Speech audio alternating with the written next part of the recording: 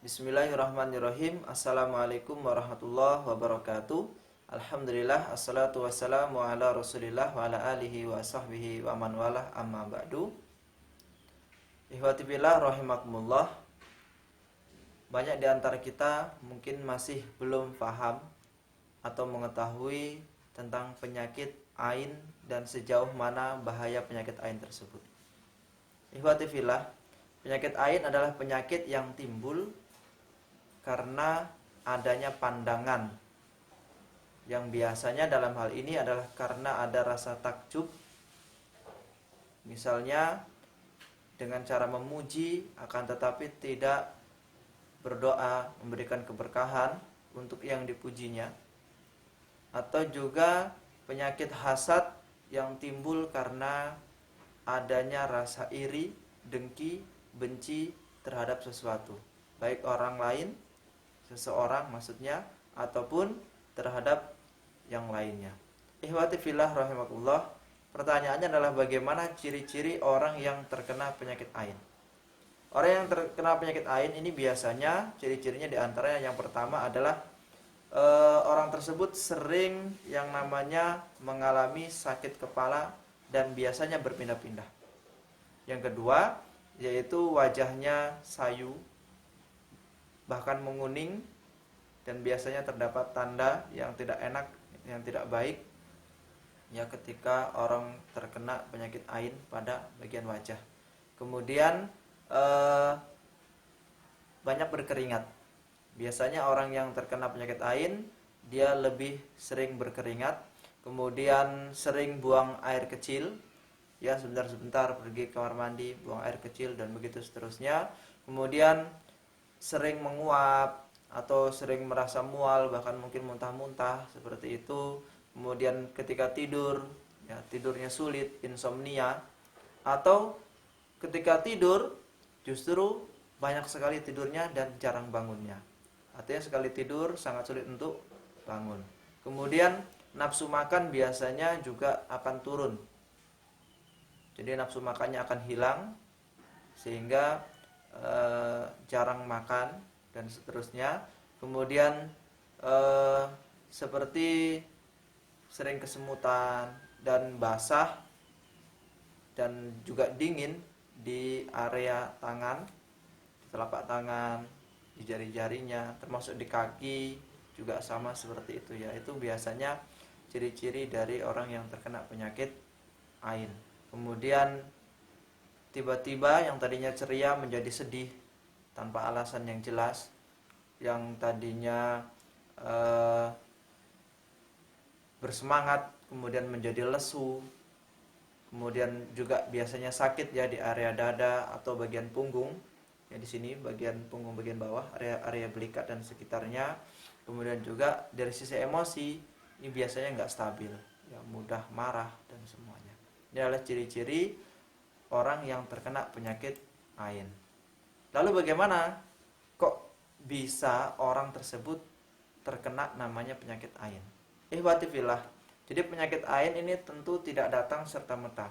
Ada penyebabnya. Apa penyebabnya? Yang pertama tadi itu karena adanya pandangan yang ketika memuji itu ternyata tidak disertai dengan ucapan seperti barakallah, masya Allah, maka itu bisa menyebabkan seseorang terkena penyakit ain. Yang kedua, karena adanya penyakit jiwa atau yang disebut dengan hasad, yaitu ada iri, dengki, benci, maka ini juga menjadi penyebab. Kemudian penyebab yang lain ini yang mungkin sering sekali tidak kita sadari adalah kita sering meng-share atau mempublikasi, mengupload foto-foto ataupun video-video yang kemudian di situ banyak orang yang suka, yang takjub, banyak orang-orang yang mungkin like, komen dan semuanya ya. Yang bisa jadi dari pintu ini seseorang bisa terkena penyakit ain. Dan ini sudah banyak buktinya. Orang-orang yang terbiasa meng-share, terutama anak kecil ya, anak kecil ini banyak sekali ya yang ngeser-ngeser, dan ternyata setelah itu anaknya langsung demam, kena penyakit sawan. Ya, penyakit sawan sesungguhnya adalah penyakit ain. Step, rewel, nggak mau makan, dan banyak faktor ya yang terjadi pada diri anak-anak. Begitu juga dengan orang dewasa, terkadang tiba-tiba tubuhnya kurus kering, ya tidak bersemangat, dan semuanya itu adalah indikasi seseorang terkena penyakit ain. Jadi ihwati fillah rahimakumullah. Selanjutnya, siapa saja sih orang-orang yang memiliki pandangan yang tercela atau yang bisa menyebabkan penyakit ain? Ihwati fillah rahimakumullah. Selanjutnya, siapa saja orang-orang yang memiliki pandangan yang tercela atau yang bisa menyebabkan penyakit ain? Yang pertama adalah orang kafir. Yang kedua yaitu orang-orang yang memiliki penyakit hati, yang suka iri, dengki, benci sama orang lain. Kemudian orang-orang yang ketika memuji tapi tidak mengucapkan kata barakallah, masya Allah, dan sejenisnya. Selanjutnya, bagaimana cara menjaga agar kita tidak terkena penyakit ain? Yang pertama tentu kita harus bertawakal kepada Allah Subhanahu wa taala, meminta perlindungan kepada Allah dengan cara membaca doa perlindungan dari penyakit ain, seperti doa u'idzuka bikalimatillahi tammah min kulli syaitonin wahamah wa min kulli ainin lamah. Ini adalah doa untuk menjaga diri kita agar tidak terkena penyakit ain. Kemudian memperbanyak zikir dan juga bersolawat kepada Rasulullah. Selain itu tentu kita juga harus memperbanyak yang namanya membaca Al-Quran, yang membaca ayat kursi, Al-Ikhlas, Al-Falaq, An-Nas, agar kita senantiasa terhindar dari penyakit ain. Dan pastikan ketika kita memuji sesuatu, ucapkan barakallah atau masya Allah. Selanjutnya, ketika seseorang sudah terlanjur terkena penyakit ain, maka bagaimana cara menyembuhkannya?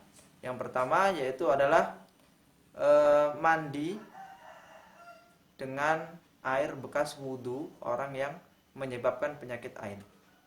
Seperti kisah seorang sahabat Rasulullah yang terkena penyakit ain, kemudian Rasulullah memerintahkan orang yang menyebabkan penyakit ain tersebut untuk berwudu, dan bekas wudunya tadi kemudian digunakan untuk mandi orang yang terkena penyakit ain.